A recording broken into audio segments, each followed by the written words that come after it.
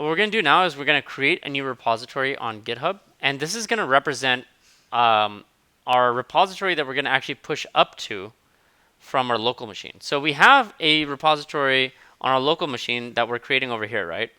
So we created this this Git repository in this terminal here. So this one exists only on the web, but let's pretend that we created one on our computer. Now, what they're saying is they created this GitHub repository for you on GitHub. Now, they don't really explain too much about that, and that's why I want to explain it a little bit. So what you have to do is you create a GitHub account, then you go to new repository, and let's say you create test project. And then you hit create repository, right? Now what's going to happen is it's going to give you all these different options. The first option is create a new repository on the command line. So it's going to tell you the instructions of what we just did. But we already created one, so we're just going to push an existing repository from the command line. So this is the step that we're on over here. Now what push means is upload. Pull means download. These are just different words for the same thing. So when we want to push up to GitHub, when we push our Git repository to GitHub, what are we doing? We're uploading. When we pull from GitHub, downloading. Okay? So to connect to our Git repository, first we need to use this URL that they give us. So all you do is copy it. So right now we're not going to use this, right? They already made one for us. And so we just have to type this in. So we just click on that and it auto completes it for us. And notice that it says git remote add origin and then this URL. So let me explain what that means real quick. So remote stands for what you want to connect to, what you want to connect your local repository to that exists somewhere else. What are you going to do? Are you removing that remote or you're adding it? You're adding it. So that's what the second command means. The third command is origin. Origin is going to be the name of your URL.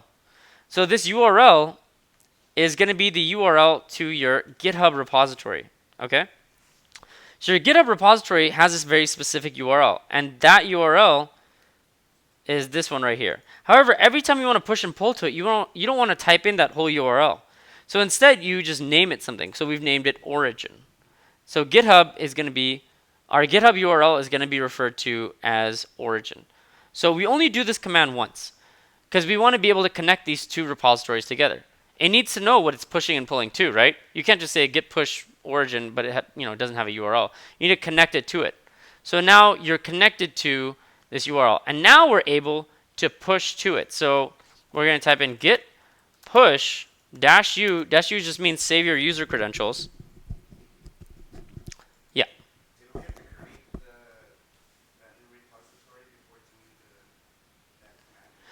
So the question was, did we actually have to create the new repository before we had to use that remote add origin line that we entered into our terminal?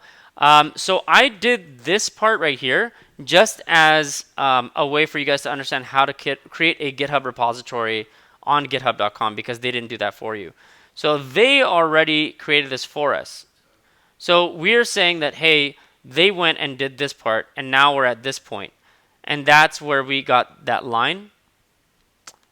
So they already got that line for us, and we just inputted that. So now we're connected to this GitHub repository with the username of trygit and the repo name called trygit as well. Cool? So I can proceed without making that test? Yes, you can proceed without making that test project, whatever repository. So now we're pushing up our data that we have from our local repository to our GitHub repository, right? So to do that, we use this command called git push -u, so it saves our user credentials. And then where are we pushing it to? Well, it says to master. It's pushing a master, but origin is where we're pushing it to. Master is going to be our branch. We're not going to worry about what branches are. We're going to go to that in a little bit, okay? So we're pushing to origin, and the branch that we're pushing up is master. So we're pushing up to this URL. Okay, so now we pushed up everything to GitHub. Now let's say some time has passed. Edgar just pushed up, but Edgar, Lucas, and Frank are on the same team, right? Now let's say that Frank and Lucas have made some changes and Edgar wants to pull the latest changes. To get the latest changes, you just type in git pull origin master. And that'll give you the latest because you're just downloading, right? Pull is to download. What is to upload? Push, exactly. Okay. Now it looks like there's been some additions and changes to AutoCAD family. So let's look at what is different from our last commit by using git diff. So in case we want the diff of our most recent commit, we can use the head pointer. So git diff just tells us what's the difference between our recent commit and the last commit. So we don't really use this that often, so you can just type in git diff head, and you don't really have to worry about it too much. And it just shows you the changes that have occurred. Normally I use GitHub to check my changes because git diff head, it's kind of like confusing looking and I don't like the way it's like formatted. On GitHub, everything looks very nice and pretty. Okay, we're not going to worry about stage differences, so we're just going to type these commands in. Again, we're just going to type these commands in. And this is one way that you can actually unstage files. So if you wanted to know how to do that, it's just typing in git reset and then whatever file that you wanted to move from staging back to untracked, you can do that, but we're not going to worry about that too much.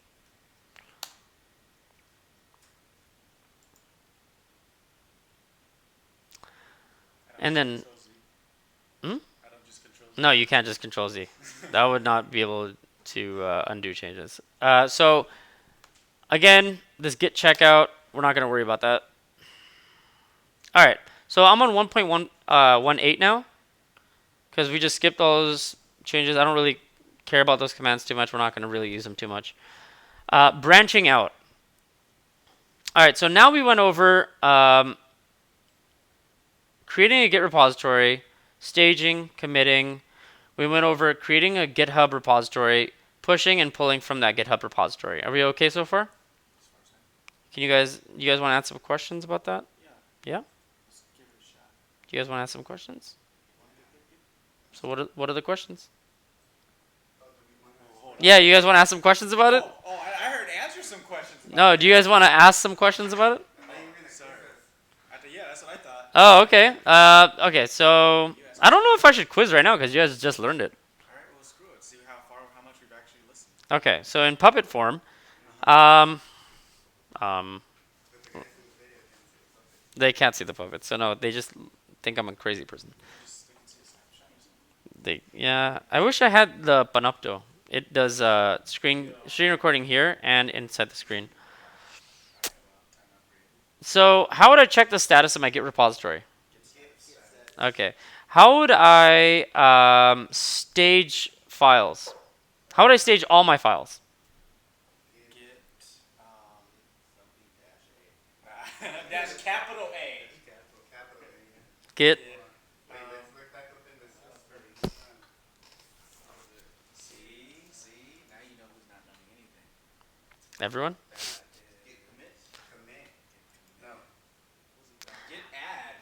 Git add dash A. Yeah? Git add dash capital A. By the time I remembered, I didn't even make it to it. I'm looking at git status. I'm like, Yes, it's okay. You guys will forget all these commands. I don't want you guys to memorize. Then, yes, to commit your files, you type in git commit -m and then the message that goes along with your commit. How do I upload files to GitHub? Yes. How do you download files? Yeah, not pull, dot pull. Git pull. Okay. What does origin refer to? origin refers to the master folder of the branch. Nope. The URL of the GitHub repository. The origin, whenever you name your remote, it's going to be just a mask for that URL. Okay. Good. So now we're going to do branching. So far, when developers are working on a feature or bug, they'll often create a copy, aka branch of their code, so they can make separate commits to. Then when they're done, they can merge this branch back into their main master branch. We want to remove all these pesky AutoCAD, so let's create a branch called cleanup, where we do all the work. So what we've been working on is our branch called master. This has been where all of our changes have been, and this is where we've been making all of our changes, where we've been doing all of our work, right? Now, let's say that we want to make some changes. If we want to make some heavy changes, then we actually create a new branch and we make changes in those branches. So in this case, I'm going to create a branch called cleanup. Now this is going to be an exact copy of what master is, right? And in this branch is where we're going to make all of our changes. Now the reason is master should always be clean. That means it should always be perfect. There should be nothing wrong with master. In our other branch is where we're going to actually make all of our changes. Okay? We good so far? So master branch is everything's clean, and the other branch, our copy of the branch, is going to be where we make our changes. Now, this copy is going to be where we can mess up and do anything, and master branch is unaffected. Okay? So to create a branch, we use a branch command called git branch cleanup.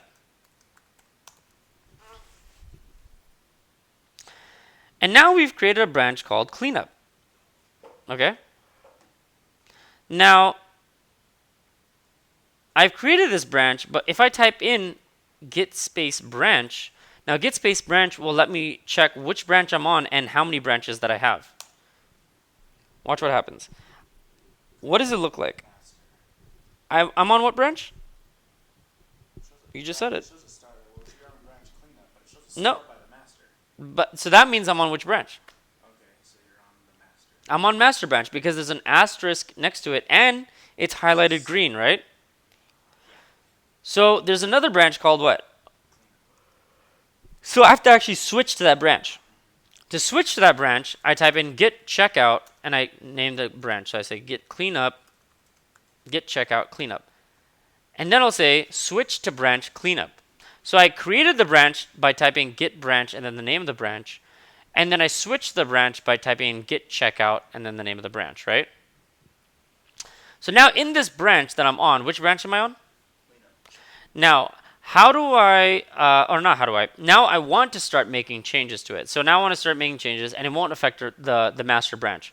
So let's say I want to remove all the files that end with txt. Now normally you wouldn't just remove a bunch of files, but let's say that you want to do that. You type in git rm. Whoa, what just happened?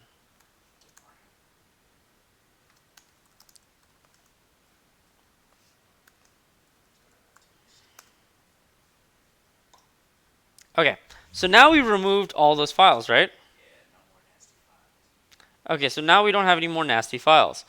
And now I want to commit them. Now, rm is the only other command that will stage your files. Add is a way to add changes. rm is a way to remove files. Now, generally, you can actually delete files from your repository by manually going through the Finder and deleting them. And then you can just stage those deletions by typing in git add and dash capital A. So either one works just fine. Although it's preferred to use the git rm if you're going to remove files. Okay? Now we're at the commit stage. Okay? The commit phase. I don't want to use stage again. So git commit dash m, remove all the cats. So that was the commit, right? And now I made all those commits. Now we're done. So now, yes. So does it matter if it's a single or double quote? They keep like alternating. So no, the question was, does it matter if it's a single or double quote? It does not matter. Okay. Yeah. I use double quotes just in case I have to write like something with an apostrophe, like don't, or I wanted to, what's another apostrophe? You know, something that I'm conjugating. So if I write like didn't, don't, won't, things like that. Do you use escape characters? So I wouldn't need to use escape characters. If I'm using double quotes and then if there's single quotes in there, then the single quotes don't have to be escaped. And that's the reason I use double quotes mostly. Does that answer the question? Yes. Okay, excellent. So now we're going to check out master because we are all done. We've done all the changes in our other branch. And let's pretend that we've tested all these changes. We went to our browser, we looked at it, we tested it, everything's fine. We're good to go. Okay? So now we're going to check out master. So we're going to switch to our master branch. So we type in git checkout master. And now what branch are we on? And how do you check what branch you're on?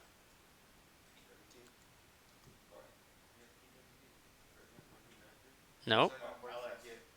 It doesn't work for Git. that doesn't work for Git. Oh, I see. So how do you check what branch you're on? You type in git branch, Git branch. and that shows you I'm on what branch now. Apparently. Oh, that's why I typed in master. I'm on master now because I did what? Why am I on master? Because you checked out. Because I checked out master. Because I typed in git checkout master, so I switched branches. I know we're going really fast here, and that's why I want to make sure that we're all up to speed. And again, don't forget that we have this fancy video up as well, so you guys can all look at this video after I'm done uploading it. So the checkout is like the CD. The checkout is like CD, yeah, but just for Git. Yeah. Yeah. So now we're going to merge all of our changes that we have in cleanup inside master. Okay? So we're just going to type in git merge cleanup. And look at that. We've merged all those changes. So now that we have our master branch and our cleanup branch exactly the same, do we need the cleanup branch anymore? No. So now we can just delete that branch. Now the reason that we have that branch, again, before, was we wanted to make a certain series of changes. Once you're done making those certain series of changes, then you can merge it back into master, and then you just get rid of that branch. And anytime you want to start making changes again, what do? But let's say that you've already merged and deleted that other branch. Now let's say that you want to make a new set of changes. Oh, you have to make a new branch. Exactly, you make a new branch. And then you make your changes. And well, you have to switch to it. Yes, exactly. Changes. Yes. And then go back to master. Yes. And then merge. And then delete. Exactly. Perfect. That was exactly right. So you create it every time you want to make changes, you create a new branch, you check out that branch, you make changes in that branch, you go back into your master branch, you merge those changes, and this is only if you're working on your own, by the way. The workflow is much different if you're working on a team, which you most likely will. Okay? But it's going to be the same conceptually. Okay? So what we're going to do is, if you're working with a team, what you're going to do is you're going to work in that branch. You're going to work in a branch called whatever, right? Let's say it was cleanup. And let's say Edgar was finished doing the cleanup, and then Lucas and Frank are both working on the same project. Now Edgar is going to push up that branch to GitHub. So instead of typing in git push origin master, he's going to type in what? If the branch is called cleanup. Git push origin cleanup, right? Yeah. So he's going to type in git push origin cleanup. Now the reason is he is going to have someone else check his code to make sure it can go into master. So this is called a pull request, and we're going to go into pull request in a little bit. But essentially, all pull request is saying, hey, I made these changes. I need Frank or Lucas to take a look at these changes. If they're good to go, then someone will just click on a button that says merge, and it will merge the changes. So instead of having to use these commands, it'll just click on a button. It'll merge the changes from the cleanup branch into master. Now, instead of merging into master directly, all Edgar would have to do is then type in git pull origin master to get the latest. You don't want to merge into master if you're working on a team on your local machine. You want someone to check your code first before it can merge into master. Because master should always be clean. You need someone to check your code. If you're working by yourself, then yeah, test it out yourself and then merge it into master yourself. But if you're working with a team, then you want someone else to check your work first. Even the smartest people make horrible mistakes, you know? So you want to make sure that someone else is looking and then merge into master and then pull master. Because master should always be ready to go live on production. Okay? So we're going to go into that in a little bit. So right now we're just going to delete that branch. And then it goes the same workflow. You delete that old branch once it's merged into master. So we're going to type in git branch -d. Can anyone guess what -d stands for? Close enough. If we're deleting a branch, delete. So git branch -d, and then the name of the branch that we're deleting. And make sure you're not in that branch when you're trying to delete it, otherwise it won't work. And now this will be our final test git push. Git push, remember, you don't want to do this. It's saying that you can just type in git push. I want you guys to type in git push origin master. So the same command. That's it. So now I have some notes for you guys. So phases of committing files. So when you have untracked files, right? So let's say you started making changes in Sublime. You guys updated your CSS. You guys updated your HTML. Now you typed in git status. What you're going to see is untracked files, right? The next phase is going to be staging, right? So you're going to stage. And then next phase is going to be committing. Yeah, so to commit your files. So that'll be your final step for the steps for committing. So I just put that here, the workflow. Anyone have questions about how this workflow is? The slides?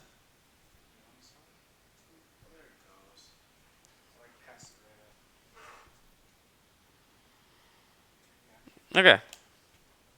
So I've listed all these git commands that you could use. They're not in any order. And I put a description next to each one. So this is just a reference file for you guys, just in case you guys wanted notes. So you guys are probably going to reference this a lot. That was probably a lot to take in, which is why we're going to practice it as a group. So you guys can't really pair up into groups. So instead, I want you guys to pair up as a trifecta. So you guys are all going to sit in the same row. So Edgar move up, and then Lucas move down, and then you guys are all going to work together. So in case you guys get lost, you guys are going to ask each other questions. You guys are going to pretend to be working in a group. And I want you guys to actually deviate from these plans and actually create a GitHub repository that you guys are all going to push to.